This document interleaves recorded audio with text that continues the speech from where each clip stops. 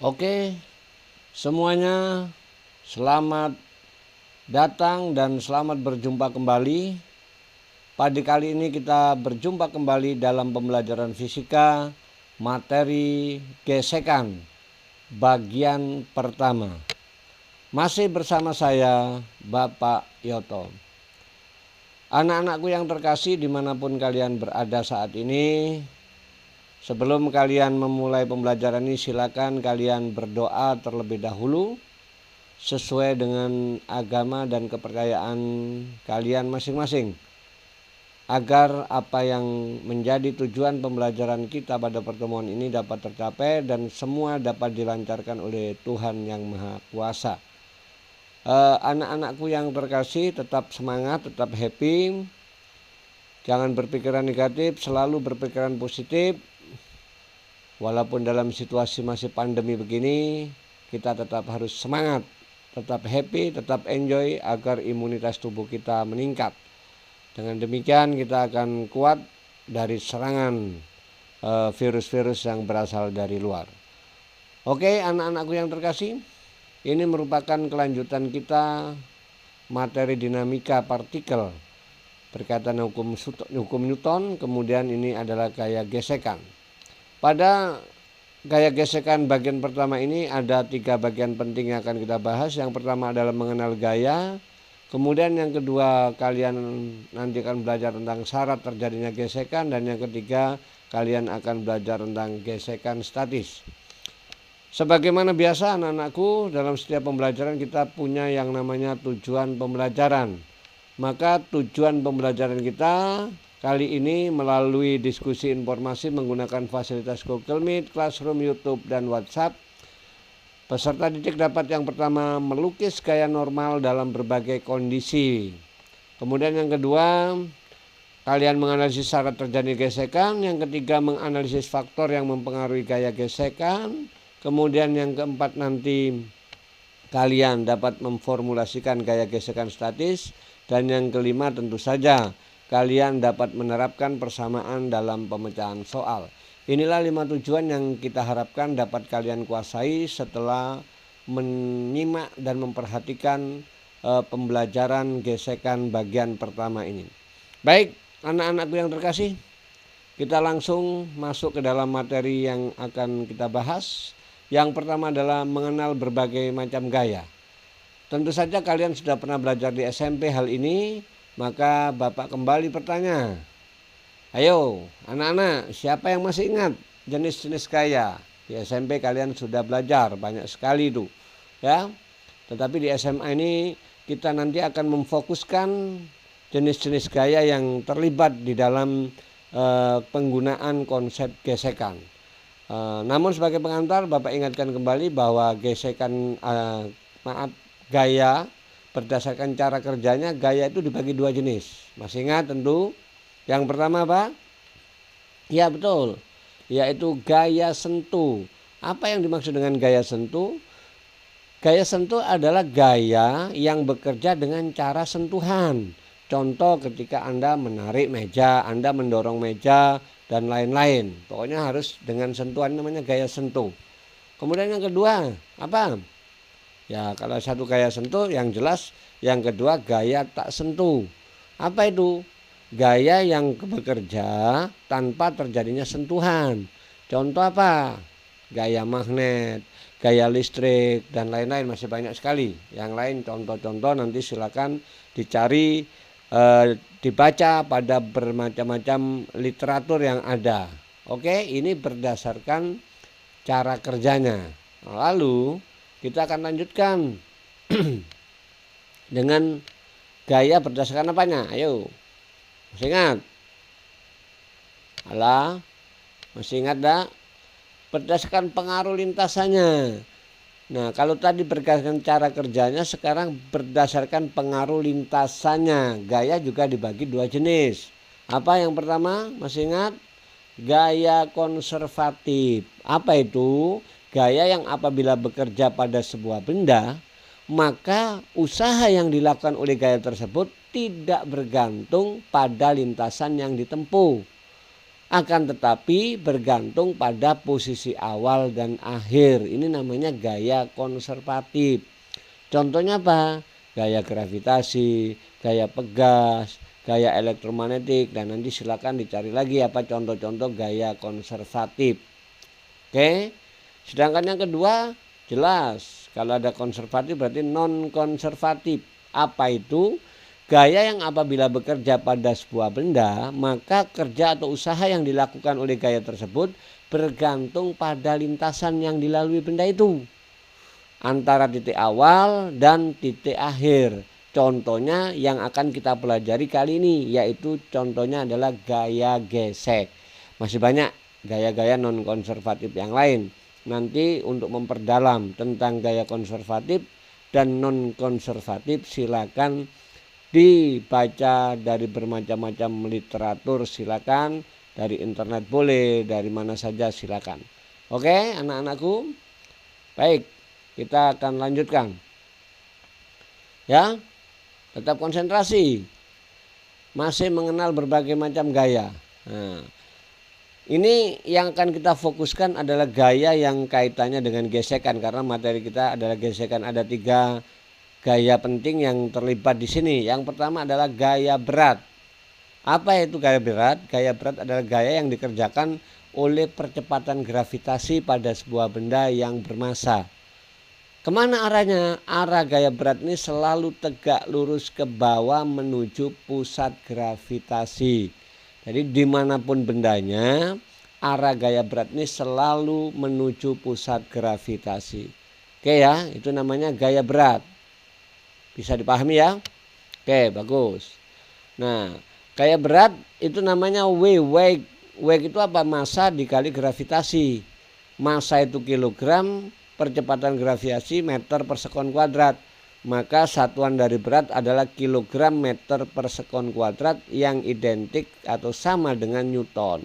Maka M itu massa benda kilogram, G percepatan gravitasi dalam satuan meter per sekon kuadrat, dan W adalah berat benda dalam satuan Newton atau kilogram meter per sekon kuadrat.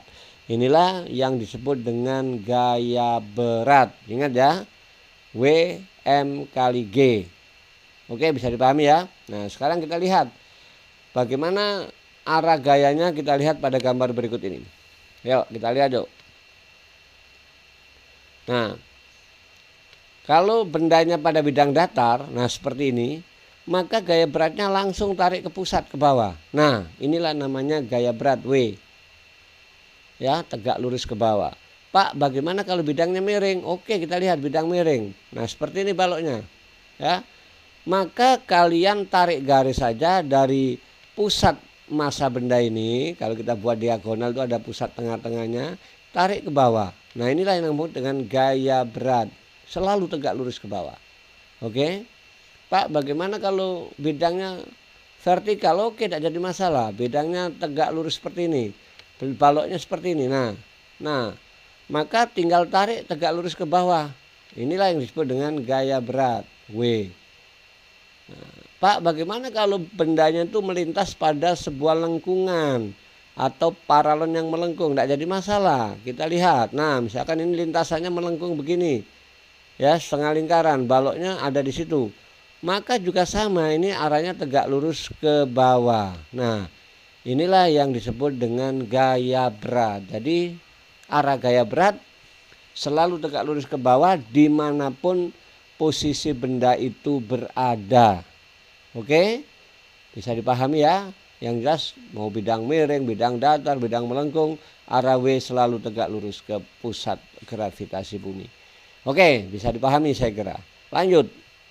Gaya berikutnya adalah gaya yang terlibat dalam gesekan, yaitu namanya gaya normal. Apa ya gaya normal itu? Gaya normal adalah gaya yang bekerja pada bidang yang bersentuhan antara dua permukaan benda, yang arahnya selalu tegak lurus dengan bidang sentuh. Nah, contohnya apa? Contohnya misalkan balok ada di permukaan lantai, maka bidang sentuh balok terhadap lantai itulah yang menghasilkan gaya normal. Nah, nih kalau dia ada pada bidang datar, Anda perhatikan ini. Halo, perhatikan gambar ini. Ini gaya beratnya tetap ke bawah.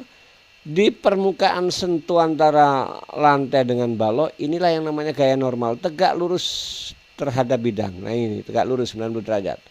Nah ini ya, ini gaya normal. Maka dalam kondisi ini N sama dengan W besarnya, N sama dengan W ya. Nah ini N sama dengan W, karena hanya ada dua, gaya ke atasnya N, gaya ke bawahnya W, maka besar N sama dengan W. Oke, bisa dipahami? Lanjut. Sekarang Pak, bidangnya miring, ya tidak jadi masalah. Mau bidangnya miring seperti ini ya tetap sama. Nah, kalau bidangnya miring, ini pernah kita pelajari di hukum Newton, gaya beratnya tetap ke bawah seperti ini. Nah, maka gaya normalnya bukan ke atas sana, tetapi tegak lurus dengan bidang. Nah ini tegak lurus dengan bidang. Pokoknya kuncinya selalu tegak lurus dengan bidang. Nah ini tegak lurus dengan bidang ya, ke atas sana. Nah, maka W-nya diuraikan, sudah dibahas ini di hukum Newton. Ini namanya W sin, ini namanya W cos. Sekarang Anda lihat N ke atas, W cos ke bawah. Maka di sini harga N-nya sama dengan W cos alpha. Nah, oke, bisa dipahami ya? Saya kira bisa dipahami ini. Oke, lanjut. Nah, bagaimana kalau pada bidang vertikal seperti ini? Maka Anda lihat ini. Halo. Ini tegak lurus, ingat, tegak lurus dengan bidang, selalu tegak lurus. Jadi kalau dia baloknya menekan ke sana, maka gaya normalnya selalu berbalik arah ke sini. Ingat gaya aksi reaksi yang pernah kita bahas. Ini balok ditekan dengan gaya F ke sana, maka normalnya adalah kebalikan dari F. Nah, W-nya tetap ke bawah, maka dalam kondisi ini N sama dengan F. Nah, oke, bisa dipahami. Ini sangat penting sekali diperlukan di dalam pembahasan gaya gesekan ini. Tanpa Anda memahami dengan baik tentang gaya normal, maka nanti ketika dalam penerapan soal kalian pasti akan mengalami kesulitan. Oleh karena itu Bapak minta dipahami posisi benda pada bidang miring, pada bidang datar, pada bidang vertikal, besar N-nya seperti apa. Oke, bisa dipahami nak? Oke, bagus ya. Terima kasih kalau bisa dipahami. Kita lanjut. Kita lanjut sekarang. Satu lagi apa? Ya, tentu saja gaya gesek itu sendiri. Apa ya gaya gesek? Gaya gesek itu gaya yang dihasilkan oleh dua permukaan benda yang saling bergesekan akibat sentuhan tadi. Arahnya selalu berlawanan dengan gerak benda. Jadi kalau bendanya bergerak ke kanan, maka gesekannya ke kiri. Sebaliknya kalau bendanya bergerak ke kiri, gesekannya selalu bergerak ke kanan. Nah, contohnya ini. Nah, ini ditarik misalkan dengan gaya F, maka gaya gesekannya pasti ke kiri karena F-nya ke kanan. Ya. Nah, ini namanya gaya gesek. Nah, ini F gesekannya seperti ini. Nah, ke kiri. Ini kalau bidang datar. Pak, bagaimana kalau bidangnya miring? Oke, kita lihat. Nah, bidangnya miring. Nah, kecenderungan balok ini pasti cenderung turun ke bawah sini, ke dasar bidang miring sini. Maka gesekannya pasti dilawan atau berlawanan dengan gerak benda. Balok ini pasti cenderung turun, maka gesekannya pasti ke atas. Nah, ini namanya gaya gesekan ya. Nah, ini gesekan pada bidang miring. Ini namanya F gas. Nah, Pak, bagaimana kalau bidangnya vertikal seperti tadi? Sama, kasusnya sama ya. Nah, balok ini juga cenderung turun ke bawah, pasti ini turun ke sini, maka akibatnya gesekannya pasti berlawanan dengan gerak benda. Nah, ini namanya gaya gesek. Oke, bisa dipahami ya. Ingat, arah gaya gesek selalu berlawanan dengan gerak benda. Nah, inilah tiga konsep dasar tentang gaya yang diperlukan di dalam gesekan, yaitu gaya berat, gaya normal, dan gaya gesek itu sendiri. Oke, anak-anakku paham? Saya kira cukup jelas ini ya. Lanjut. Nah, sekarang kita masuk syarat terjadinya gesekan. Mungkin ada yang bertanya, kapan sih gesekan itu terjadi? Nah, sekarang perhatikan ilustrasi ini ya. Perhatikan gambar. Nah, sebelum kita masuk lebih lanjut, kita kasih ilustrasi dulu gambar yang mengarah ke gesekan ya. Ini gambar apa? Ya, gambar ban mobil. Nah, kalau ada yang ngomong gambar donat salah, ini bukan donat, tapi ini adalah gambar ban mobil. Ini gambar apa? Yang kedua, nah sama, ini bukan lakban, nah, tapi juga gambar ban ini. Nah pertanyaannya sekarang, nah ini yang perlu kamu perhatikan. Ayo, ada yang bertanya ini, tolong jawab. Mengapa ban mobil dibuat seperti gambar yang ada di kanan ini? Dan mengapa tidak seperti yang di sebelah kiri saya? Kata anak ini bertanya begitu. Ada yang bisa menjawab? Nah oke, itu nah semuanya sudah berpikir mau menjawab semua itu. Bagus ya.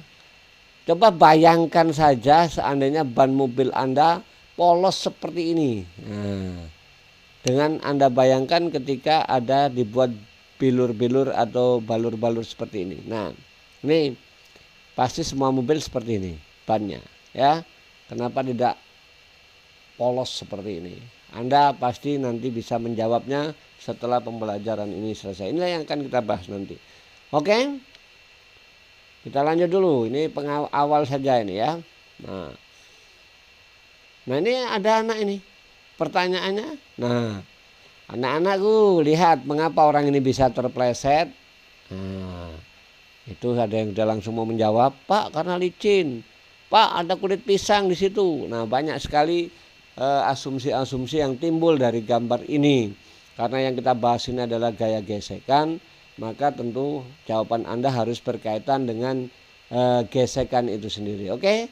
Nanti kalian bisa menjawab semua kasus-kasus tadi, kenapa ban mobil bisa dibuat seperti itu, kenapa orang ini bisa terpleset.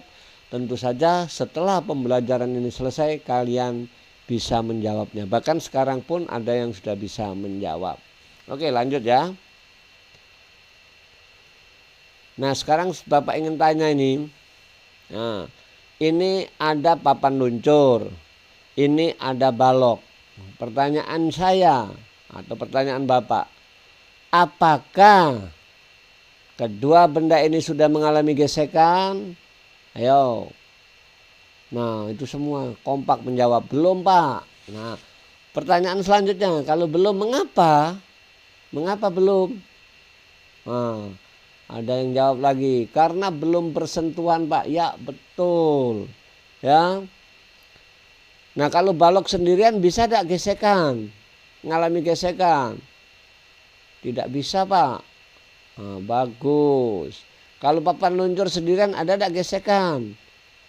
Tidak ada Pak. Bagus. Jadi dari sini, dari kasus-kasus ini kita bisa menuliskan sebenarnya apa sih syarat terjadinya gaya gesekan itu atau gesekan pada suatu benda.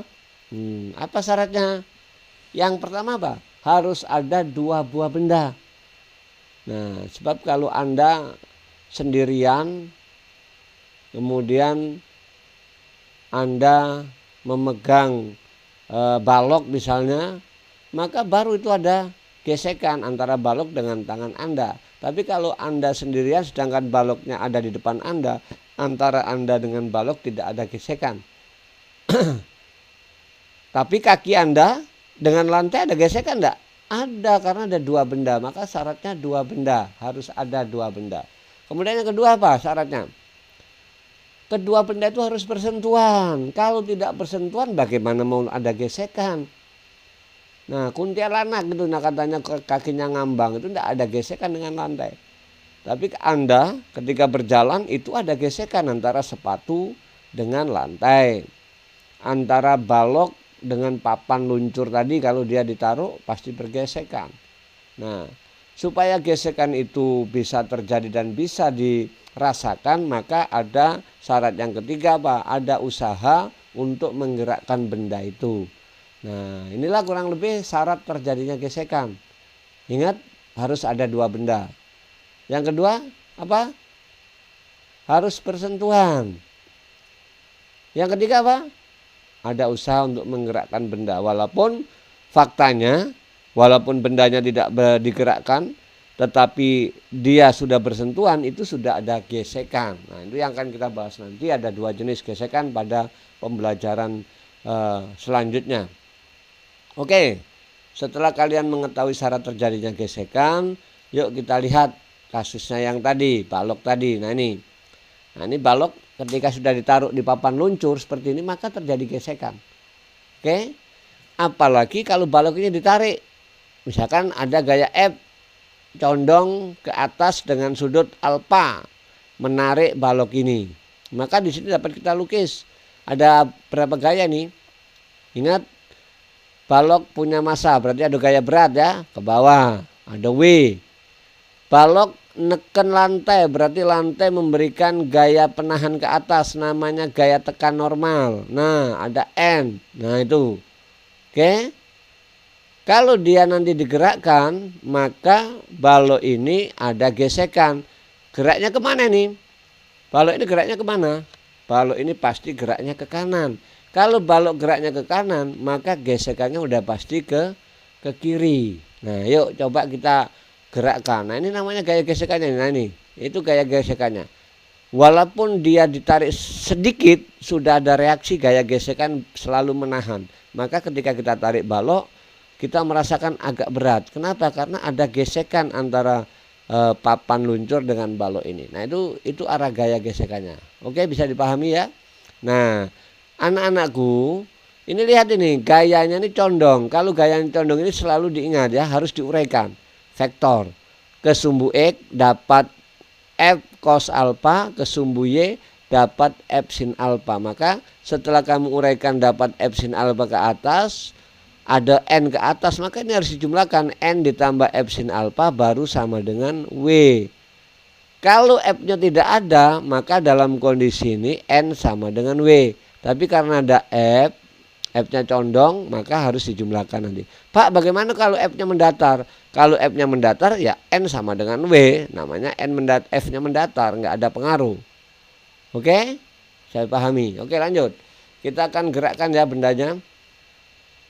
Nah, ini Anda lihat balok yang merah tadi kita cat lagi jadi biru tua. Nah, ini gayanya sudah kita ukir, kita lukis ini, maaf, kita lukis bukan diukir. Ini normal, ini W, ini gesekan, ini F-nya. Kita gerakkan. Nah, ingat itu selalu berlawanan. Nah, sampai ke sana. Oke? Bisa dipahami. Maka selama dia bergerak, maka gaya gesekannya itu namanya gesekan yang bergerak, namanya gesekan kinetis. Tetapi ketika dia diam tadi namanya gesekan statis. Itu yang akan kita bahas lebih lanjut nanti. Oke, paham ya? Lanjut. Kalau paham kita lanjut ya. Sekarang kita akan melihat gaya gesekan statis. Nah, ini coba lihat ilustrasi ini. Mengapa anak ini kesulitan menggeser almari? Nah, mengapa? Ada yang bisa jawab? Pak, karena lemarinya penuh buku. Nah, ada yang menjawab seperti itu. Coba dikurangi bukunya, dikeluarkan. Masih juga terasa berat. Kenapa? Karena lemarinya punya massa. Oke? Betul Pak, betul. Karena punya massa. Kedua apa?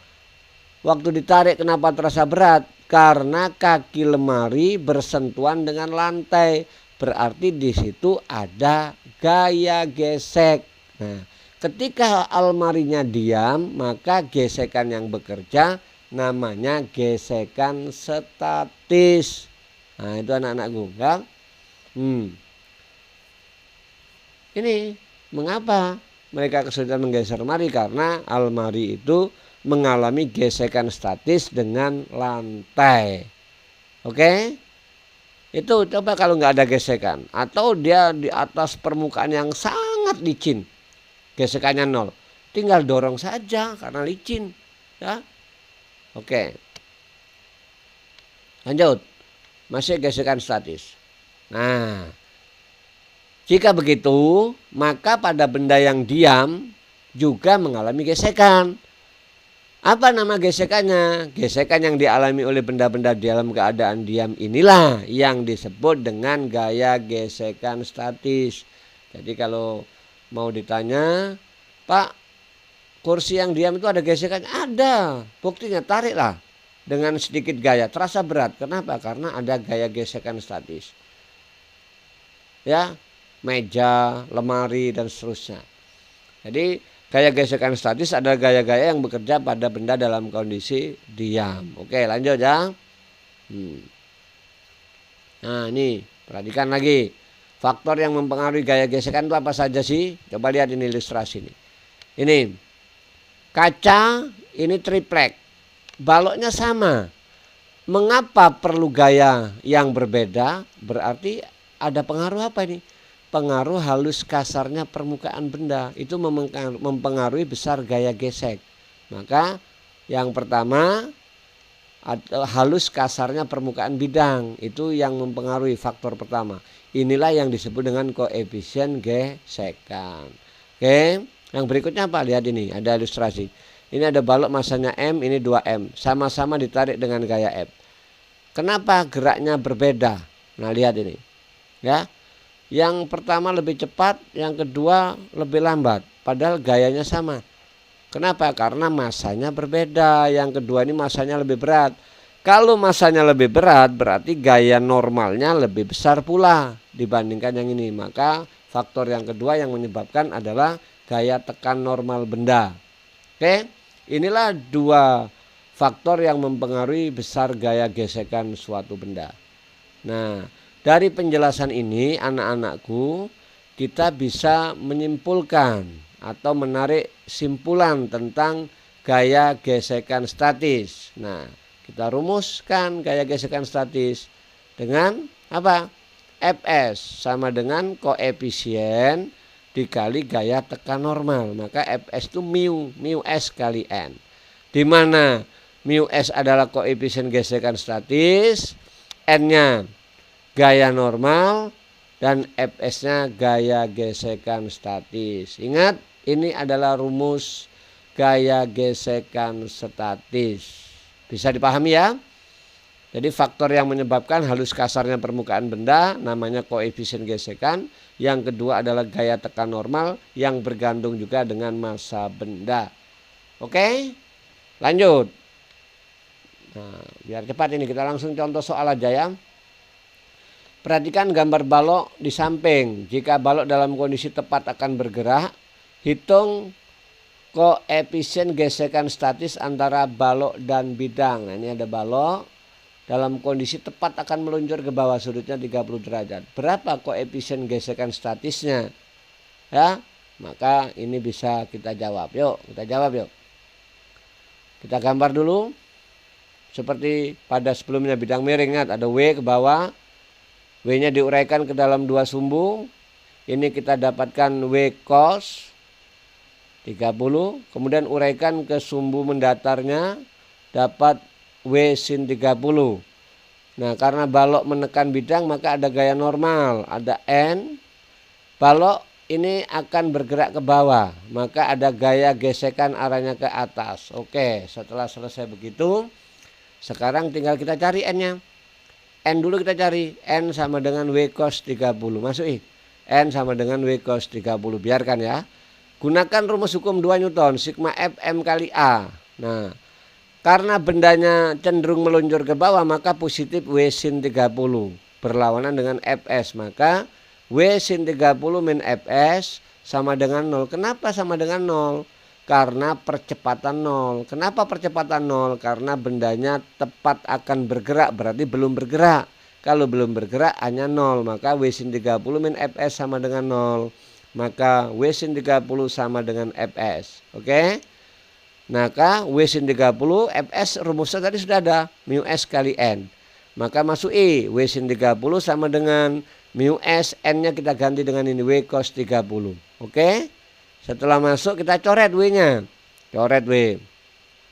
Tinggal sin 30 setengah. Berarti setengah sama dengan mu S kali cos 30 setengah akar 3.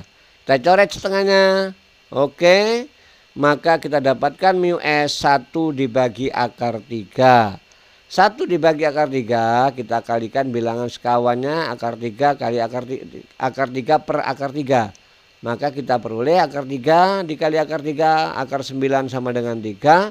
Maka mu S dapat juga ditulis seperti ini, sepertiga akar 3. Oke, bisa dipahami ya? Saya kira bisa dipahami. Mudah. Nah, Bapak kira untuk pembelajaran kali ini mungkin bagian pertama sampai di sini saja. Kalau kita lanjutkan terlalu panjang nanti kalian agak bosan sedikit, tapi langsung bisa dipahami. Pak, latihannya gimana? Latihan yang lebih dalam akan kita selesaikan setelah gesekan bagian kedua nanti kita pelajari. Oke anak-anakku, saya kira pertemuan hari ini sampai di sini. Ingat kata-kata ini, indahnya dunia hanya sementara, indahnya mimpi tak pernah pasti. Keindahan sejati terletak pada hati kita yang suci dan bersih. Inilah sedikit kata-kata yang dapat Bapak berikan. Terima kasih atas partisipasi kalian. Thank you for your attention. See you again tomorrow, dan semoga kita diberi kesehatan sehingga kita masih berjumpa pada pembelajaran selanjutnya. Sekian, terima kasih.